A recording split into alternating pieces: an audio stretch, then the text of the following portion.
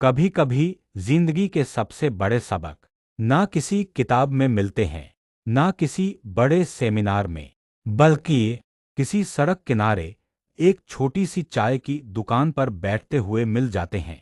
आज मैं आपको एक ऐसे ही सफर पर ले चलूंगा, जहां एक कप चाय ने और एक मुस्कुराते हुए इंसान ने मेरी पूरी सोच बदल दी। मेरा नाम कबीर है। मैं एक बड़े शहर में पढ़ाई और नौकरी के सपनों के बीच फंसा एक आम लड़का था। दिन भर काम, सपने, प्रेशर और रात भर नींद ना आना। हर वक्त बस यही चिंता, आगे कैसे बढ़ूं और उसे कैसे आगे निकलूं। जिंदगी एक भागती दौड़ती ट्रेन बन गई थी, जिसका ना कोई स्टेशन था, ना रुकने का समय।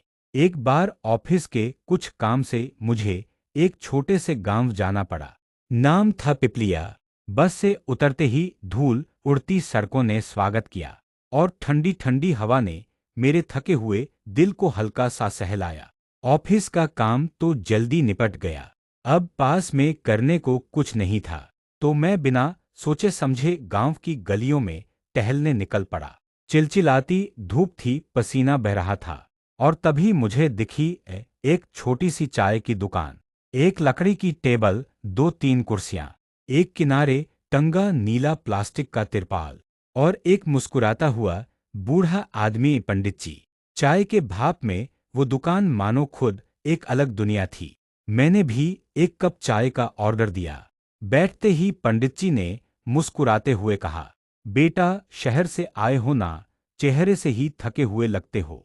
मैं मुस्कुरा दिया। शायद सही पकड़ा था। चाय आई मिट्टी के कुल्हड़ में। पहले चुस्की ली। वाह, एकदम अलग स्वाद। जैसे मिट्टी की खुशबू, हल्की मिठास और गर्माहट ने मिलकर आत्मा को छू लिया हो। पंडित जी पास ही बैठ गए। हमारी बातचीत यूं ही शुरू हो गई। मैंने पूछा, पंडित जी, आप यहाँ इतने सालों से चाय बेचते हैं, कभी बोर नहीं होते? वो हंसे, फिर बोले, बेटा, बोर वही होता है जो अपने काम में दिल नहीं लगाता। मैं चाय नहीं बेचता, मैं मुस्कान बेचता हूँ। हर दिन नए लोग, नई बातें, नई कहानियाँ। यहाँ से ज्यादा बड़ा कोई मैनेजमेंट स्कूल नहीं है। उनकी बातें सुनकर मैं थोड़ा चौंका। इतनी सादगी में इतनी गहराई। फिर मैंने पूछा, लेकिन पंडित जी, आपको कभी बड़ा बनने का मन नहीं किया, शहर जाकर बड़ी दुकान खोलने का? वो फिर मुस्कुराए।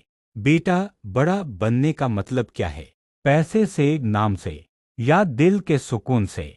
उन्होंने आगे कहा, मैं जब शाम को घर जाता हूँ तो मेरी पोती मेरी बाहों में कूद पड़ती है। बीवी गरम गरम रोटी खिलाती है, और नींद इतनी गहरी आती है कि सपने भी मुस्कुराते हैं। इससे बड़ा अमीर कौन? उनकी बातें सुनते सुनते मैंने अपनी जिंदगी पर एक नजर डाली। मैं तो दौड़ते दौड़ते खुद को ही भूल गया था। ना सुकून था, ना खुशी, बस एक दौड़ थी जिसका कोई अंत नहीं था। पंडित जी की चाय की दुकान, उनकी मुस्कान और उनके शब्दों में छुपी सादगी ने जैसे मुझे झकझोर दिया। जिंदगी की रेस जीतने की इतनी जल्दी में हम अक्सर भूल जाते हैं। कभी बैठकर सांस लेना भी जरूरी है, कभी किसी अनजान से दिल खोलकर बात करना भी जरूरी है, कभी अपने लिए जीना भी जरूरी है। मैंने अपना चाय का कुल्हड़ खत्म किया, पंडित जी को धन्यवाद कहा, और जब जेब से पैसे निकालने लगा तो पंडित जी ने मुस्कुराकर कहा, बेटा, ये चाय तुम्हारे सवालों के जवाब की कीमत में फ्री है। उस दिन उस छोटे से गांव की एक चाय की दुकान ने मुझे बड़ा सबक सिखा दिया था कि असली सफलता का पैमाना सिर्फ बैंक बैलेंस नहीं होता, बल्कि वो होता है दिल का बैलेंस और आत्मा की मुस्कान।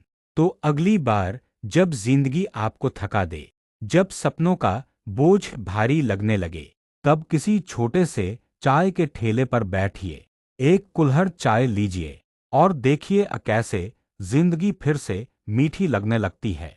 क्योंकि जिंदगी को जीने का असली स्वाद छोटी छोटी खुशियों में ही छुपा होता है।